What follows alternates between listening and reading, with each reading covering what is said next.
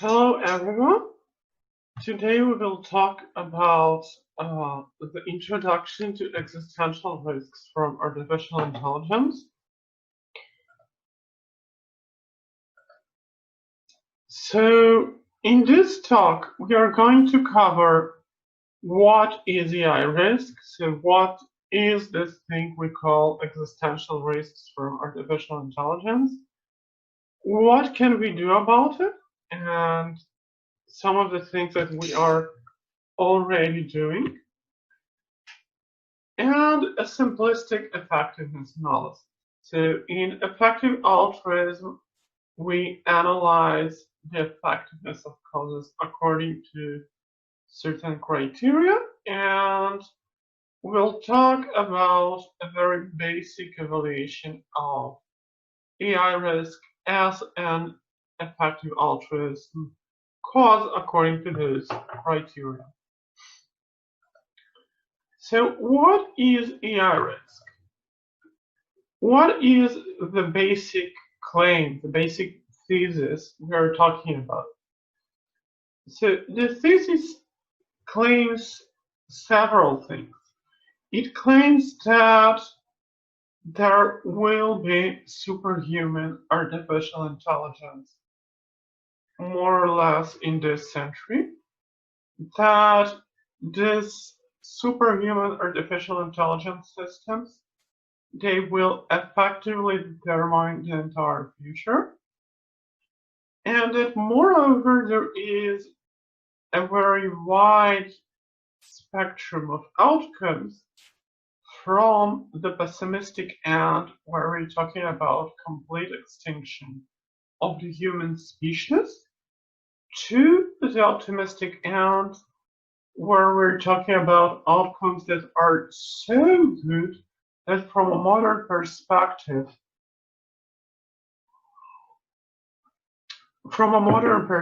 we could call this thing a utopia. And finally, the thesis claims that there are things we can and should do right now. That right now is a unique window of opportunity.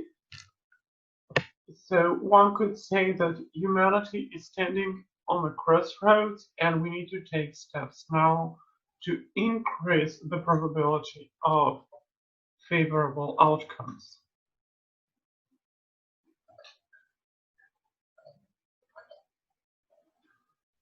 So we mentioned superhuman artificial intelligence, but what does it really mean to speak of superhuman artificial intelligence? What is even intelligence in general? And what does it mean to say that it's superhuman? Well, there is a lot of confused thinking on this topic, and this is something we want to avoid. So, for example, anthropomorphism, which means thinking of AI systems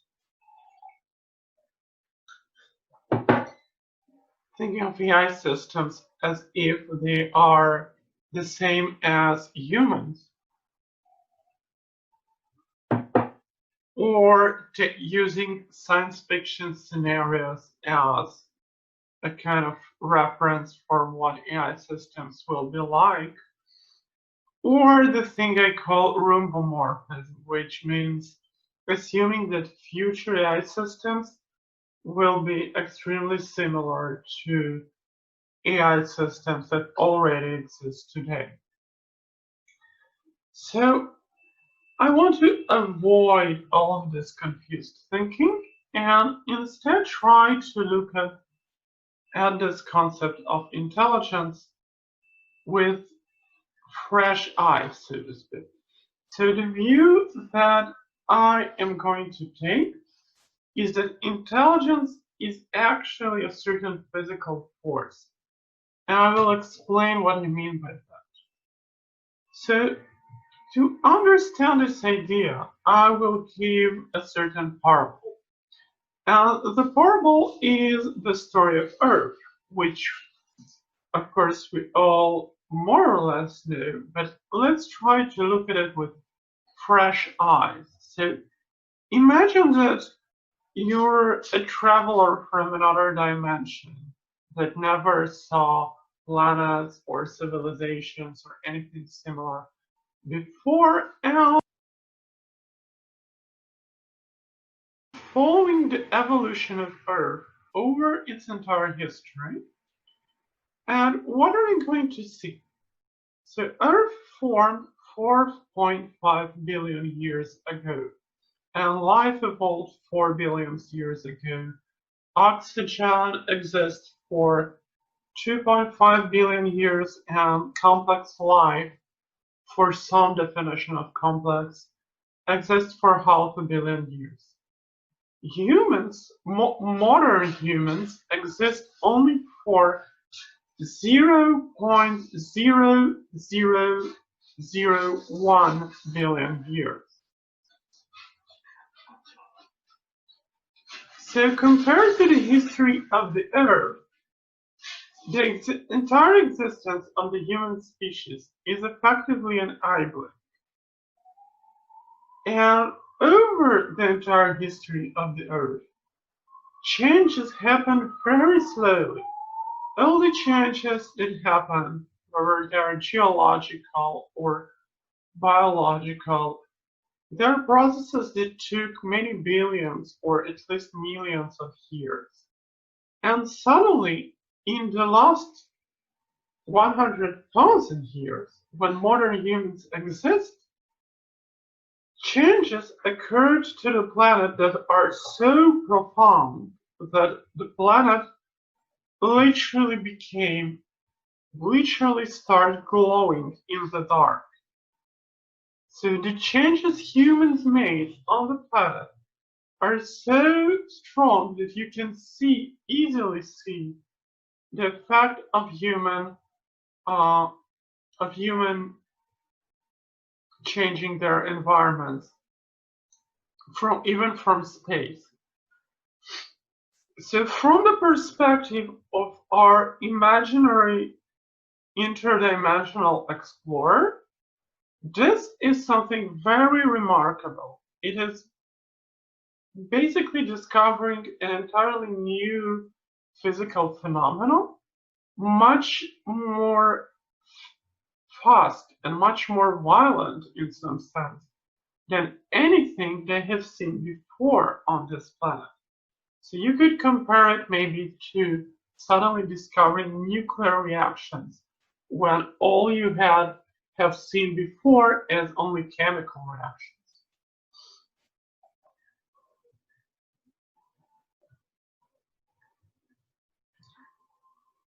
So what is this new physical force that our interdimensional explorer discovered? It is exactly the thing that in this talk I'm going to call intelligence.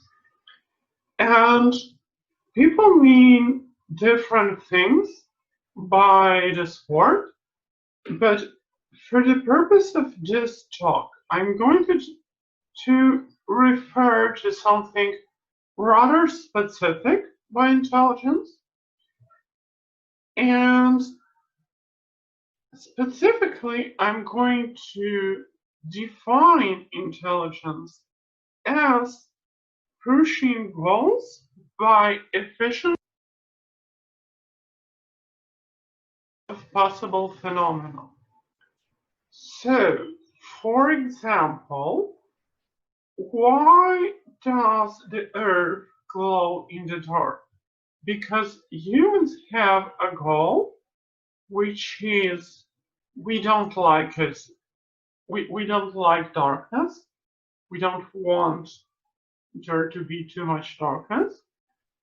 And we have found various phenomena that occur in the physical world, such as the physics that allows light bulbs to work and the physics that allows to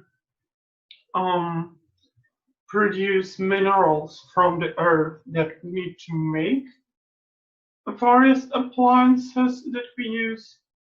to light the streets or whatever, and even social and economic phenomena are sort of part of the system of phenomena we exploited, all towards a particular goal, which in this example was making the earth a brighter place, making the earth less dark.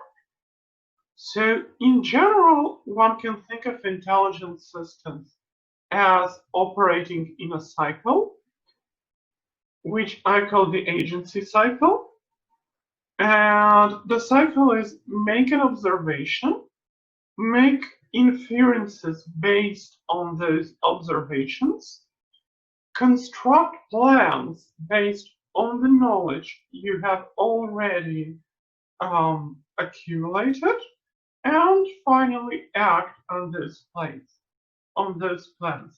And this happens continually, which is why I call it a cycle. So we define intelligence as systems that pursue goals by efficiently exploiting a diversity of possible phenomena. So there is, and here is a table which tries to very roughly classify systems based on efficiency and diversity in this context. So, for example, a thermostat has very low diversity because, like, the only thing it can exploit is, like the fact that doing a certain action makes the environment warmer or colder. And evolution, it doesn't know anything else about this environment. For example, evolution has a very large diversity. So evolved biological organisms adapted by evolution to a large diversity of natural environments. But it is very inefficient because it takes us very, very long to make any progress. On the other hand, the human brain is both very efficient and can exploit a very large diversity of phenomena. Arguably even larger diversity than evolution, since, for example, humans managed to reach outer space, which no biological organism came close to doing.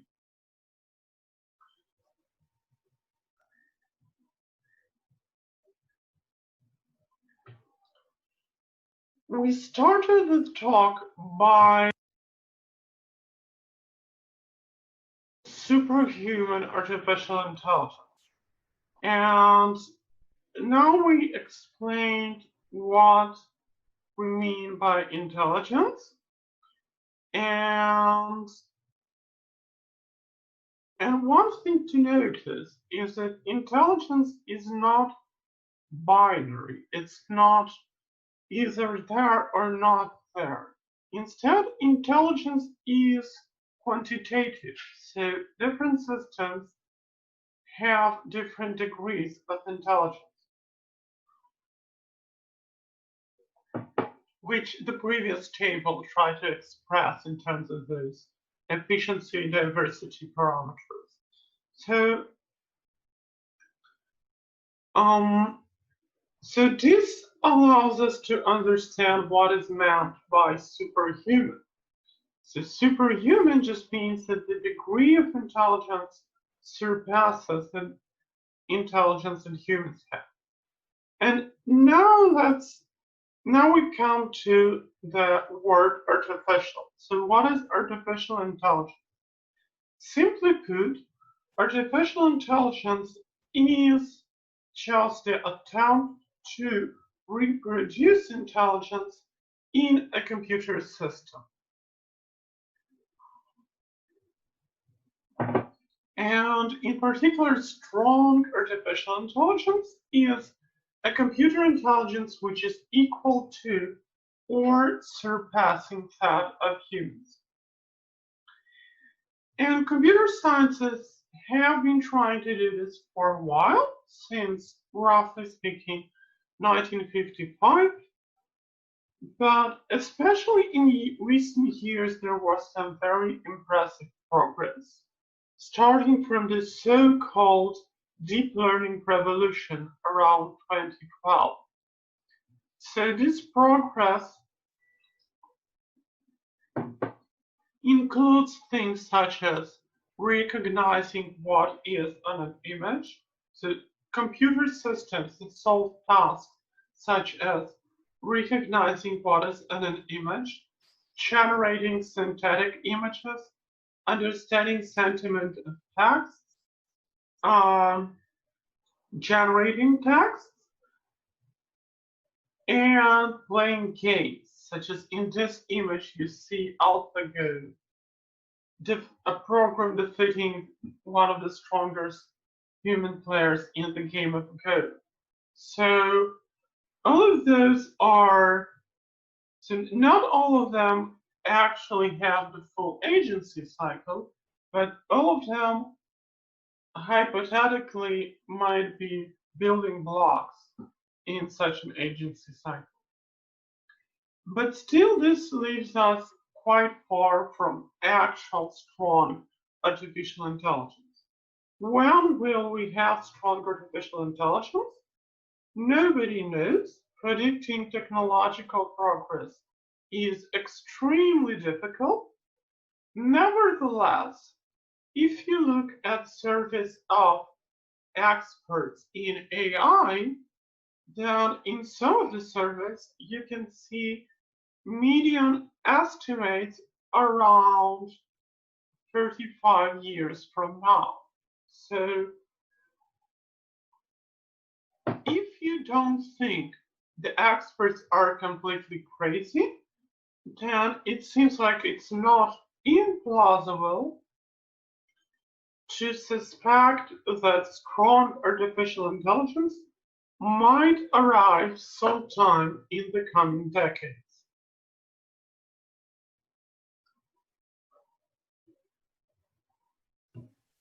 But once we reach human level intelligence, there is no reason why the process should stop there. So there's no reason to think human brains are the actual optimum. Human brains, human biology have a lot of constraints that are specific to biology. For example, the larger is the size of the skull, the more danger a mother has during birth. And that limits how big your head can be. And like the size of your head limits the size of your intelligence. This is just one example of something that limits biological intelligence, but obviously doesn't affect artificial intelligence. And it's also a fact that technology often surpasses evolution. So airplanes fly, cars go faster than Jaguars run, and airplanes fly faster and higher than birds. And nuclear power is something that no organism has evolved to use. Like gunpowder is a more formidable weapon than any weapon like biological predators have or whatever. So technology very often surpasses evolution very far. Therefore, it seems quite likely that going after human level, AI will continue to evolve far beyond the abilities of human intelligence. What are the consequences of this? So it is arguable that the most intelligent agents control history. And of course, there are many caveats there, but roughly speaking, you could say that at least when we're talking about very large differences in intelligence, you could say that the most intelligent agents control history. And from 4 billion BC to 100,000 BC, in some sense, evolution was the strongest agent that was kind of controlling, or maybe not fully controlling, but at least very strongly affecting the environment on Earth. And then from 100,000 BC to, we don't know when exactly, Homo sapiens sapiens became like this dominant force, the dominant type of agent. But then starting from the point where far superhuman AI systems come into being, strong AI systems become the dominant agents that control history. Simply because intelligence is the ability to effectively push your goals. So if you have an agent that's much, much better at reaching its goals than any other competitor, then this is the agent whose goals are going to determine, or largely determine, what will happen. What kind of goals will AI system have? And here there is a certain claim called the orthogonality thesis, which says an intelligent agent can have literally any goals. And when you're looking at a mathematical perspective, there's no reason why you could not have more and more intelligent agents for any system of calls, whether it's a system of calls that we would consider a good system, or something that we would as humans would consider completely absurd. So the first four superhuman systems take control of everything basically, or like take control of, up to limits of physics and computing resources and so on. They take control and determine the future. And this should concern us a lot, because how would such a future look like? And to give just one example scenario of how can such a future look like, suppose that a superhuman system is created, which is designed to maximize clicks on advertisements. So this is not science fiction, right? We already have, like, Facebook is one of the leading AI groups in the world, and what its AI does is mostly maximizing Facebook's ad revenue, right? So that's like a very realistic example. So how would a super intelligent agent that is very creative and can think of very sophisticated plans, what kind of ways it can come up with to maximize clicks on advertisements? For example, it can find a way to hack the system and do a lot of paid clicks, right? Just clicking on ads itself.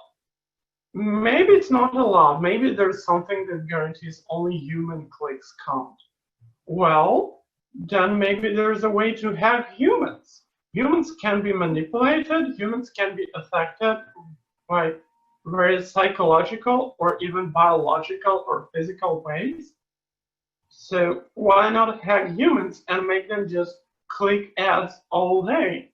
And like, that's the only thing any human will do, just sit and click ads as fast as physically possible.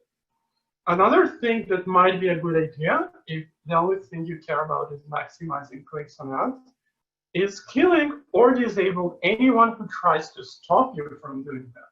For example, if the engineers that constructed the system don't like the way it tries to do it, they might turn it off or reprogram it, and that's bad for maximizing clicks on ads, which means that it can be a really good idea from the perspective of this AI to kill or disable anyone who stands in its way. And again, it's a super intelligent AI, so it will find very sophisticated ways to do it, whether through manipulation or through ways that we cannot even imagine, because we're just not that intelligent. And even someone who's not trying to stop you, but who might with some probability try to stop you, it's a good idea to kill or disable them just in case. And also, maybe you should convert the entire Earth into computers that compute better and better ways to get clicks, because maybe all your super intelligent plans are still not optimal, and you want to get another increment in the number of clicks. you get. And like an AI system, it has no, like, in naturally designed AI system, they don't have any bounds. They will always want to optimize more and more and more. So the lesson from this example scenario is that unless we specify goals very, very carefully, disaster is likely, because most goals that are not specifically designed to be a very good representation of human goals are going to lead to weird in the sense of horrible things that will happen. So that is the problem. How can we deal with the problem? What can we do about it? So there is no consensus in the AI safety community about what exactly we should do. One thing that I think almost everyone agree on is the concept of human-aligned strong AI as defense from unaligned strong AI. So if AI is going to be super intelligent, and if it is inevitable that AI will eventually come about, we can postpone it, we can try to do regulation or whatever to try to prevent it, but eventually someone somewhere is going to do it. So in the long run, the only way that seems plausible to stop such a catastrophe is creating an AI which is human-aligned, create a super intelligent AI whose goal system is in good alignment with our human goals, and then sort of automatically the system, as one of the implications of its goals, will defend us against any unaligned systems, or will even just prevent any unaligned system from being constructed in the first place. Okay, but how are we going to do it? So, and here there are truly different approaches. One approach is the fundamental theory paradigm, and this is mostly the paradigm that informs my own research. And this paradigm says what we need is creating a mathematical theory of intelligence. So currently research in AI is somewhat informed by theory, but also a lot of it is informed by trial and error. And a lot of things going on, even in existing AI systems, are things that we do not entirely understand. Not to mention what will happen when we scale those systems up to levels of superhuman power, which is something that we understand even less, much less. So having a mathematical theory that can answer questions about AI systems and predict the behavior of AI systems and say what type of AI systems are possible or impossible and under what conditions, that would narrow the space of scenarios that we need to think about. It would allow us to systematically map the failure modes that can happen. And ultimately, in the best case scenario, we'll have a theory of AGI safety. So AGI stands for Artificial General Intelligence. So that's more or less the same as strong AI. So a theory of AGI safety analogical to cryptographic safety. So in cryptography, we have a mathematical theory which has different threat models and precise mathematical definitions of what does it mean for an algorithm to be safe against attackers. And we have, well, not full mathematical proofs, but at least rigorous mathematical arguments and empirical arguments in favor of certain conjectures that imply the safety of our cryptographic systems. And the goal of this mathematical paradigm is achieving something similar for AGI safety. The second paradigm is what I call the prosaic alignment, which is a phrase I borrowed from Paul Cristiano, which is having a heuristic explanation, a plausible story of why some systems should be aligned with some experimental tests backing up. And the leading proposal, or arguably leading proposal in this category, is Cristiano's iterative escalation amplification. And a lot of people that work on it do a lot of experimental study using modern AI algorithms. Of course, the limitation of this, which is like the reason it's kind of debatable whether this approach is good in itself, is to what extent can we scale experimental results and heuristic arguments to systems, future superintelligent systems. And the first approach is Eric Draxler's comprehensive AI services paradigm. So Draxler is the person who invented nanotechnology as a concept in the 70s, and now he works in the Future of Humanity Institute.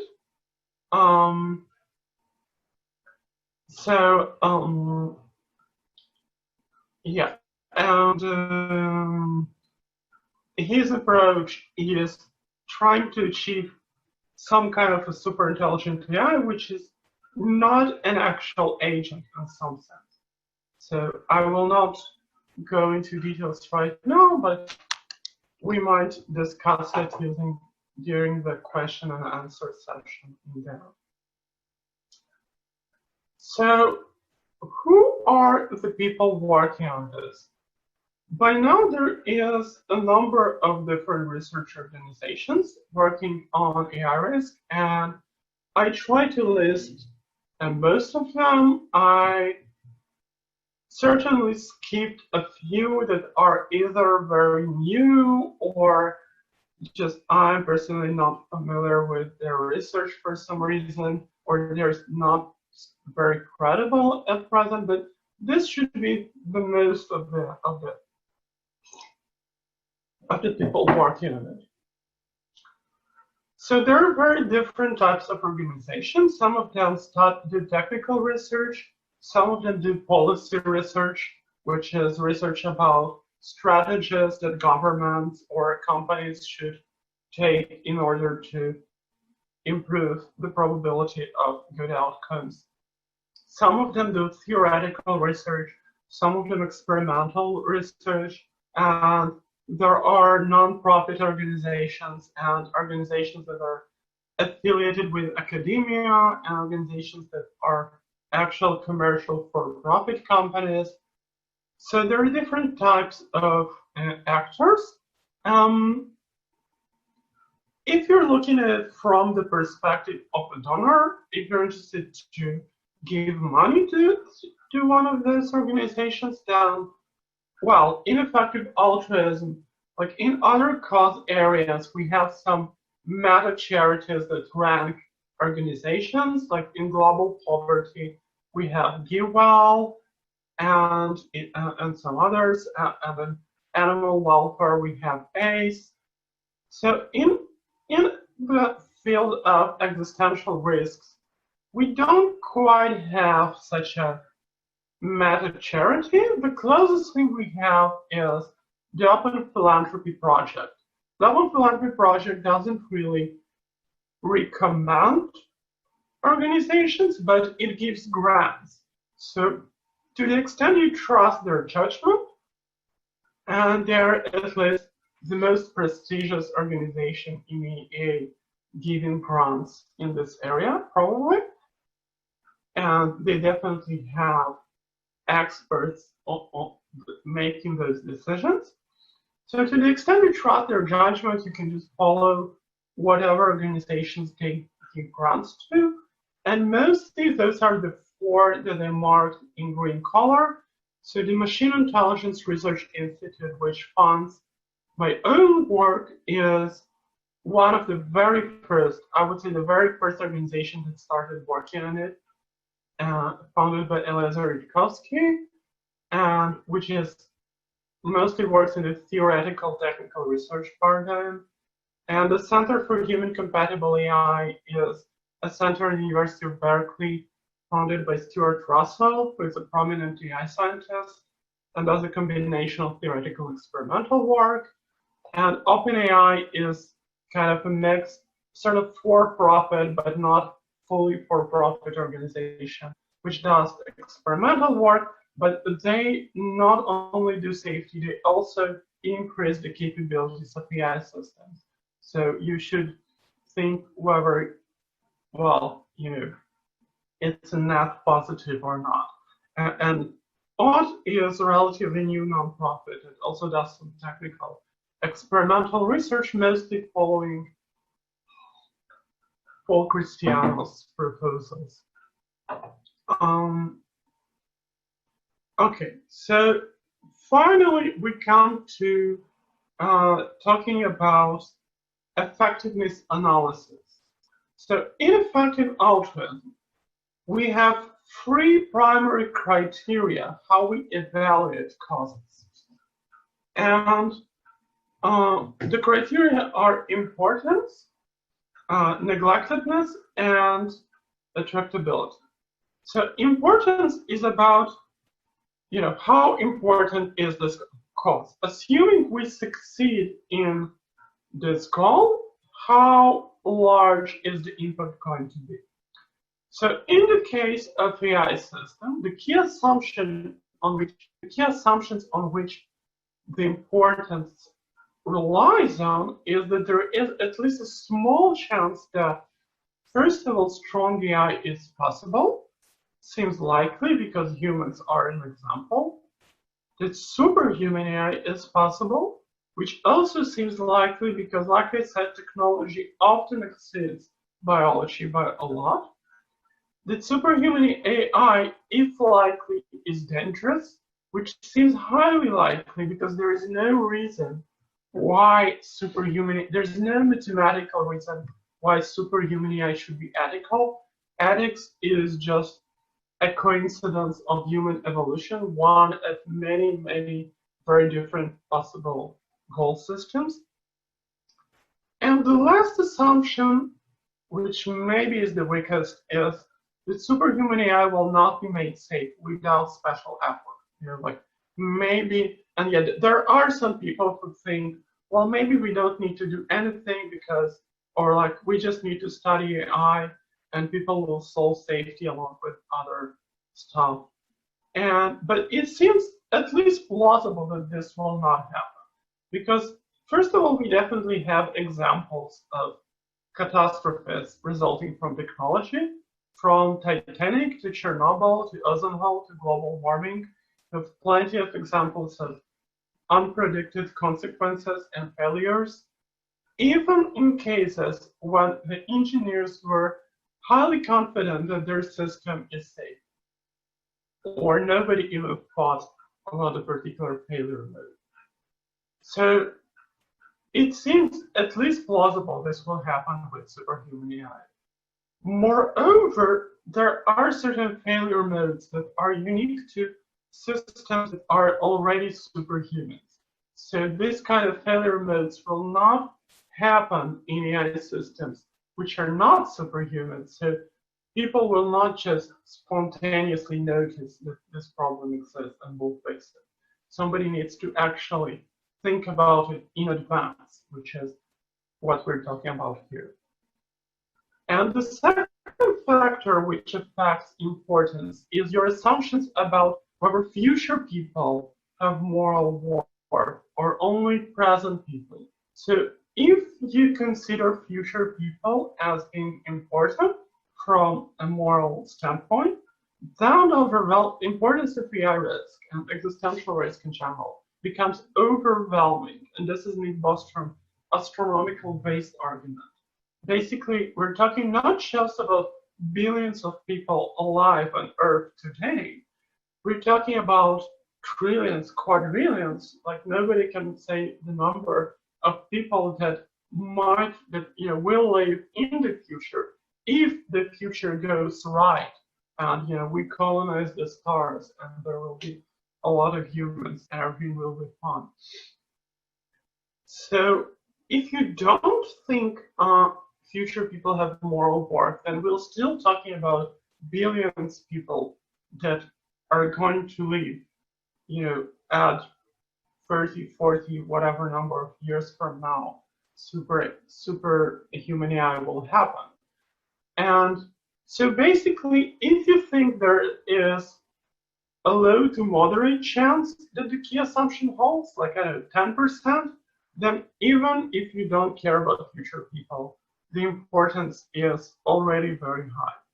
If you think there is a really low chance of the key assumption happening, then you should only care about it if you care about like future people. And you might, if you have like an extremely small probability of the key assumption, then maybe for you it's not important at all. But then I would ask you, how come you are so confident that the key assumption is false, despite all the questions that we still don't understand about AI systems? So the second criteria we use in effective altruism is the criteria of tractability. So can we actually do anything about it? And some people have questioned it and said, maybe it's too far away, or how do we know whether we can do helps? So the fact is that we do have research agendas, we do have concrete ways to move forward. We have already made some progress along those research agendas, but of course we cannot be sure of success. So we can notice that we're making progress. We can notice that we gain new insights that we did not have before, but there is no direct way to tell whether whatever we're doing now is affecting superhuman AIs in the future. That's not, we cannot look into the future. That's not physically possible.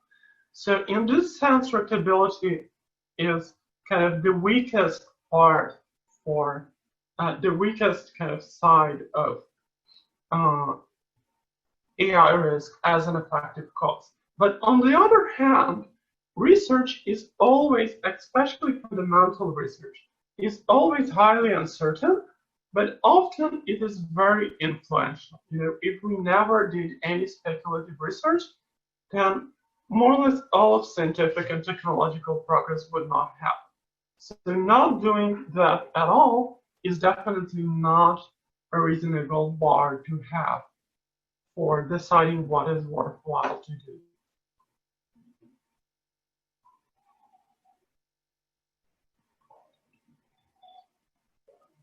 And the last criteria is neglectedness. How neglected is it? Maybe there is already so much work in the area that adding more doesn't change anything on the margin. Well, definitely the area grew a lot since it started in the year 2000. It started as something very weird and esoteric and became something only slightly esoteric, something that even many prominent academics in computer science are taken seriously and working on. And we do have dozens of people working on it full time, probably.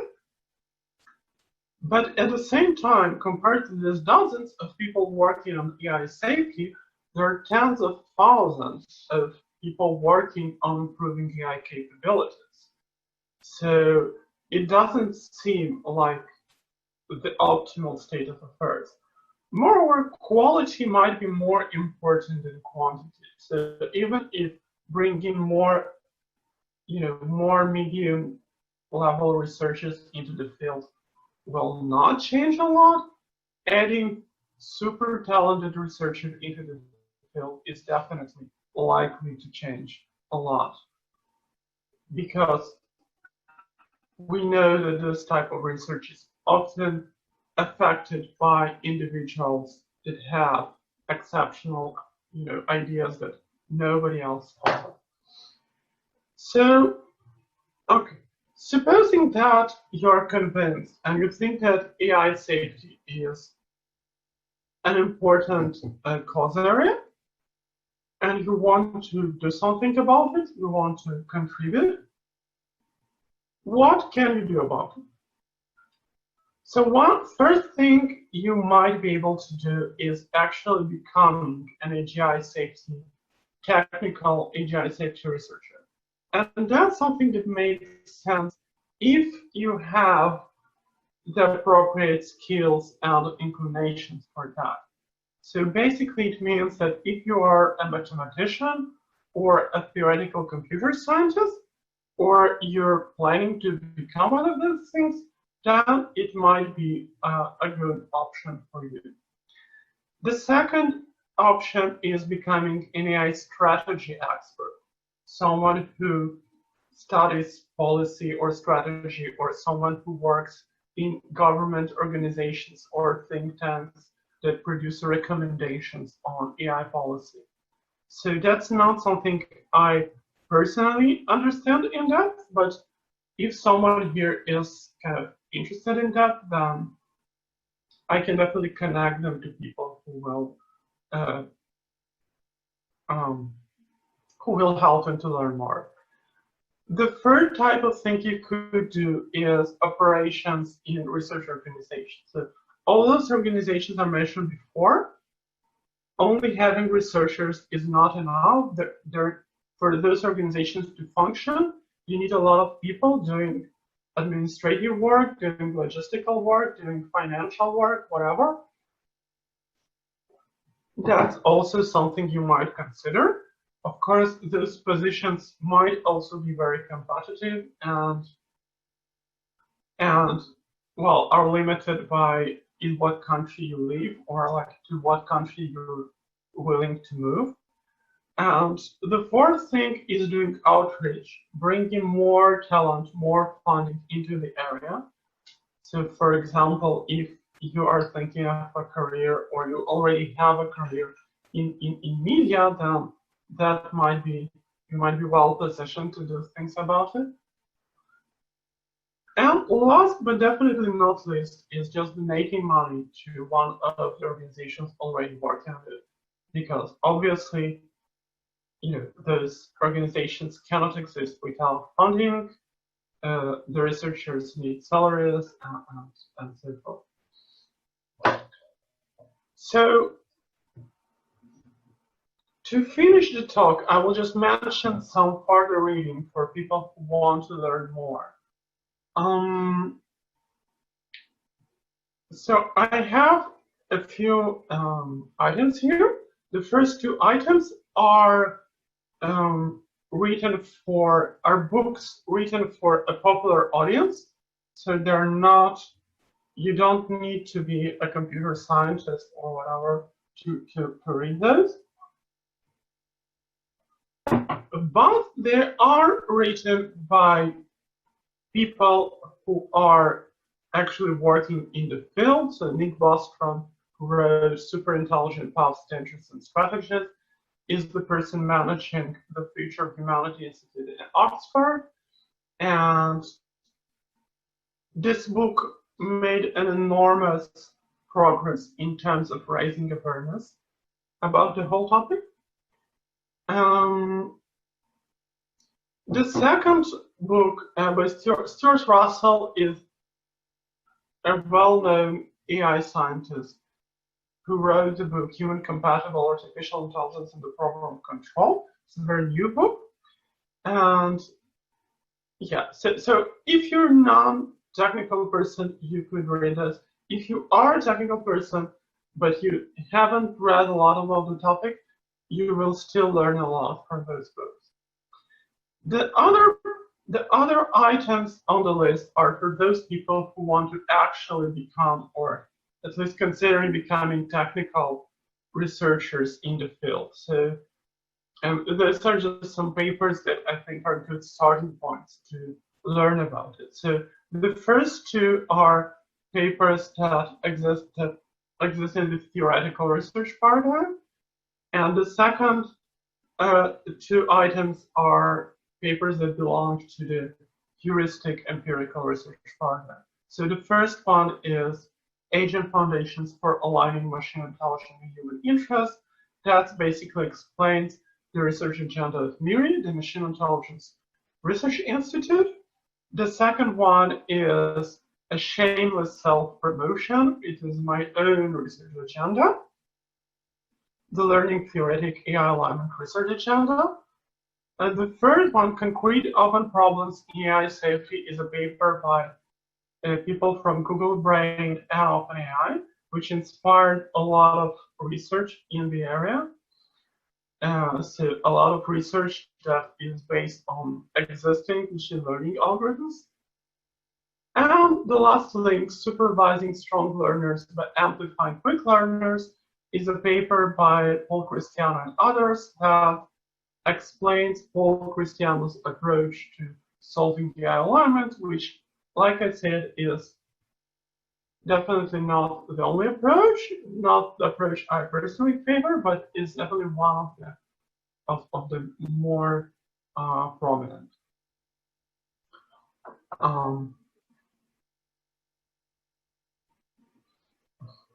And the last thing here is my email, vanessa.kosoy@intelligence.org.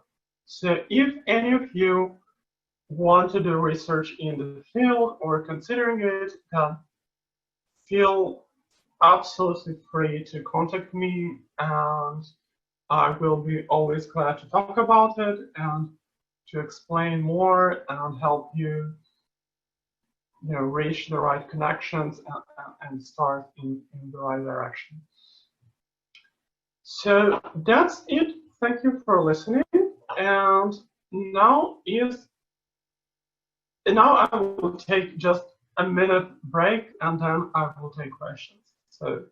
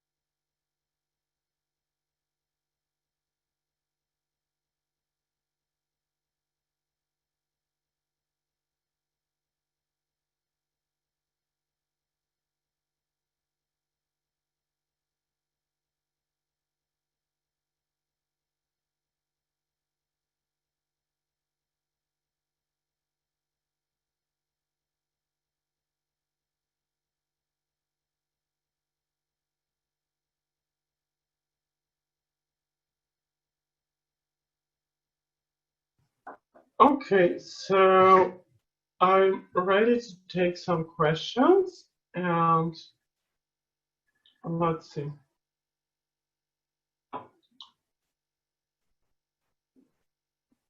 So clarifying what superhuman AI means.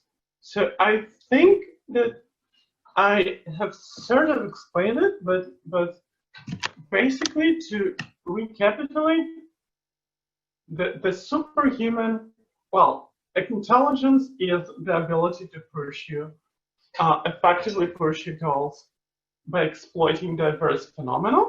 And AI is a computer system that has this property. And saying that it's superhuman means that in terms of how efficient it is and how diverse phenomena it's able to exploit, it surpasses the abilities of humans. So does it answer the question? David, do you want to tell us where it answers your question? Okay. The next question clarify what iterated distillation amplification is. So iterated distillation amplification, really explaining it in depth requires its own talk, but just to say a few words about it, the idea of iterated distillation and amplification is having a process by which we will construct AI agents that will become progressively stronger, so will not go directly to the super intelligent range, but will start from weaker systems and will gradually increase them in such a way that at each step, the alignment of the system with human goals is preserved. And the idea is that if there is a very weak AI system, then well, if a system is weak, then a human supervisor can make sure it is operating correctly according to the designer or user's intent. And then as it becomes stronger, the weaker systems kind of serve as overseers for the stronger system in a sort of inductive way, or like, yeah, so that's one way to explain it. And I guess another way to look at it is, or more just a special case of it, is having a system which, an AI system which forecasts what we humans would do, and then it allows you to sort of have a sped up version of yourself. So instead of doing some research, you kind of let the AI predict what conclusions you would reach if you would have done this research.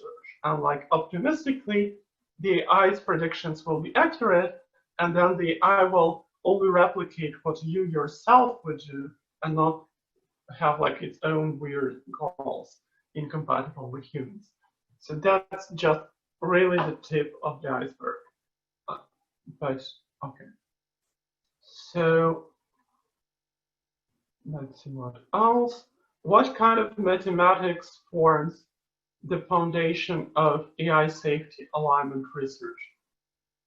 Okay, so, well, there are different approaches, and different approaches use different mathematical tools. So my own research agenda is based on computational learning theory and to some extent algorithmic information theory. So the type of mathematics you need to learn for this is obviously the classical computer science things like computability theory and complexity theory. And algorithmic information theory is something that builds on that. And you need to know things like probability theory. And it can involve, well, once you have probability theory in the picture, then you can also have things like topology and analysis of various sorts, sometimes some types of geometry. But yeah, but there are like, it's kind of, there is a large diversity of research which is kind of using different types of things. So Colin, is it a good answer to your question?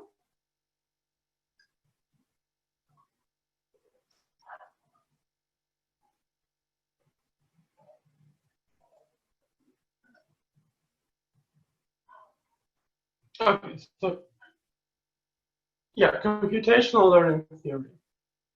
So the second one was algorithmic information theory. Yeah, and I should add that there are also people, specifically in MIRI, there are people who think that formal logic is a good tool for AI research. Like I'm more skeptical of this type of approaches in a way, but that's also something people do.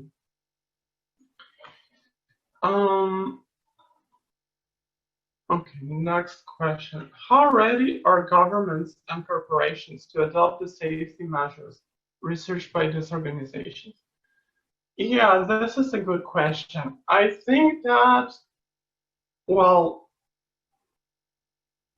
I think that currently they're not ready. I mean, we're definitely not at the stage where there is a consensus that you need safety measures and like these are the safety measures and everyone understand that they need to adopt these measures.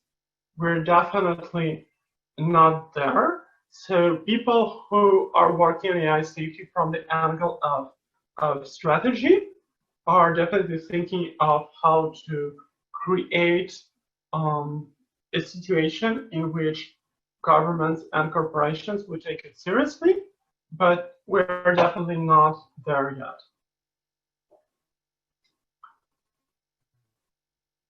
And yeah, and just to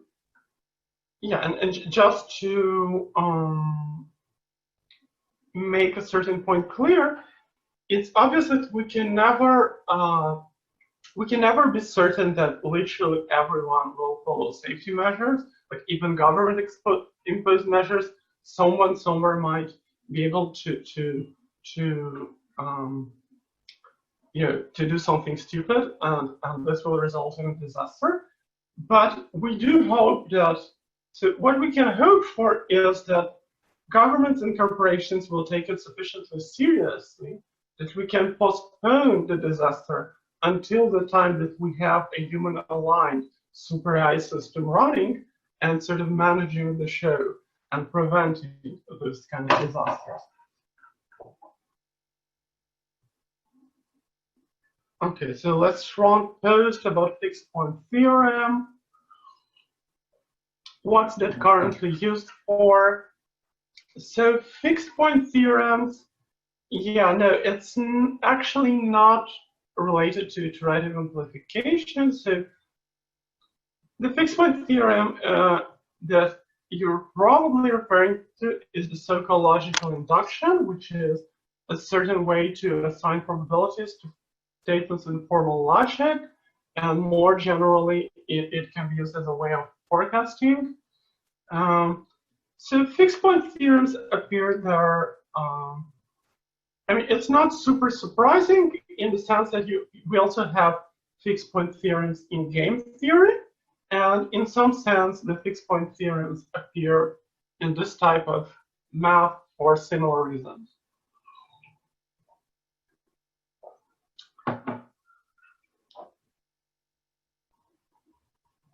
Okay, so another question that was sent to me by Steven privately. Being the true superhuman, okay, so I need to read the question because it's private. Being the true superhuman AGI is a ways off. Do you think it is too early to begin setting policy positions to limit non-narrow task artificial intelligence to a definable level of intelligence and inability to replicate and intensely strong sandboxing? So I think that it is probably too early to actually put in place extremely specific regulations of this type. I think that what might optimistically happen is that, well, there are some risks associated with AI that are kind of more down to earth, more short term, risks related to privacy concerns and various systems that are just mission critical and their failures can cause damage. It's not like on existential scales, but still on significant scale, single self-driving cars that can do accidents. So optimistically, I think we could hope that people will create some system of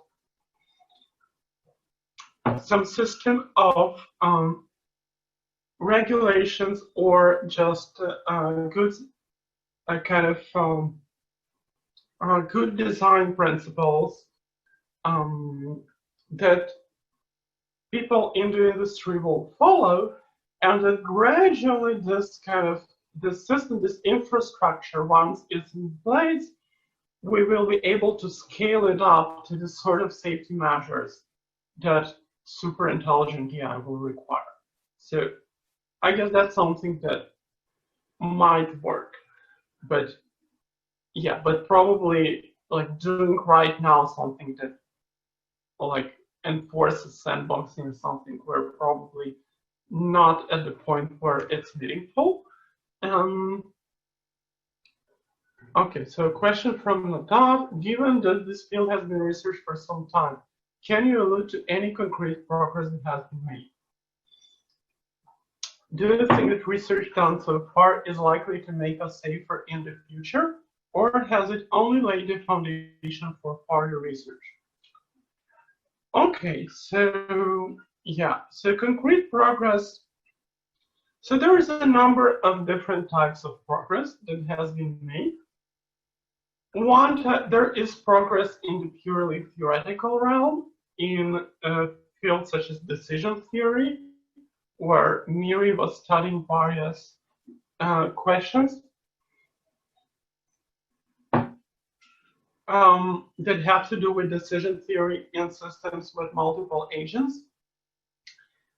And there have been progress. They came up with something called functional, there have been different names for it, updateless decision theory, functional decision theory, which, like, you know, there is no consensus is the right thing, but I think it's very significant progress for understanding some foundational questions about rational agents.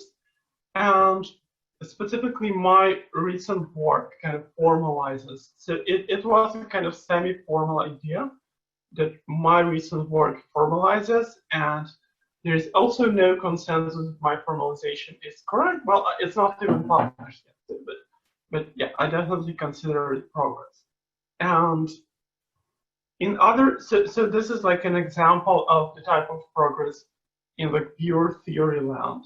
And like in other dimensions, there has been progress with studying different versions of inverse reinforcement learning, which is a way of learning human values from human behavior. And people have been studying that both theoretically and experimentally. And there are definitely some progress there. Yeah, and another type of progress is different heuristic proposals, like Christiana's iterated amplification and distillation, and other proposals that kind of have been fleshed out in the meanwhile. Like, on the one hand, we have new, very non-trivial proposals for how to make AI safe. On the other hand, we also discovered new failure modes, new mechanisms that can make AI unsafe, that, you know, people would not be aware of if we haven't thought about it specifically. So, is it likely to make us safer in the future? I think it maybe makes us a little safer, but I definitely think that we haven't solved the problem. I think that we mostly laid the foundation for further research and maybe just a little bit move the dial towards actually knowing how to make a safe AI. But there is still definitely a lot of work in front of us. So, okay, a related question. Do you think the field of AI alignment research has any concrete track record that would justify prioritizing it in the future? Or do the arguments for taking it seriously rely only on first principles? Well, like I said, the problem with AI safety research is that we cannot prove that we can make a safe superhuman AI, because if we could make a safe superhuman AI, then there would be nothing to discuss. We would just make it, and that would be like the end of it. So we cannot prove it. We do have a concrete track record in the sense of having papers, having research results, whether theoretical or experimental, that people look at, and some people might have different opinions on how good or not good those results are. So I guess that the extent to which you believe in this track record depends on, well, the extent to which you believe, that the experts, the people doing it, know what they're talking about, and the questions they think are relevant are actually relevant, and so forth. But it's very difficult to imagine anything more concrete than that. We could imagine track record in terms of having some effect on AI systems that already exist. And I think that in this sense, I'm not sure, but I'm not sure we already have a very serious track record. I think that we might only kind of starting to get into the point where this kind of research is applicable to existing AI systems. So yeah, so we might have just a little bit of something, but definitely not a lot of it. Regarding policy interventions, there are suggestions why relevant today are not threat specific. Yeah, I guess that wasn't a question, but just a comment, I suppose. Okay, so any more questions?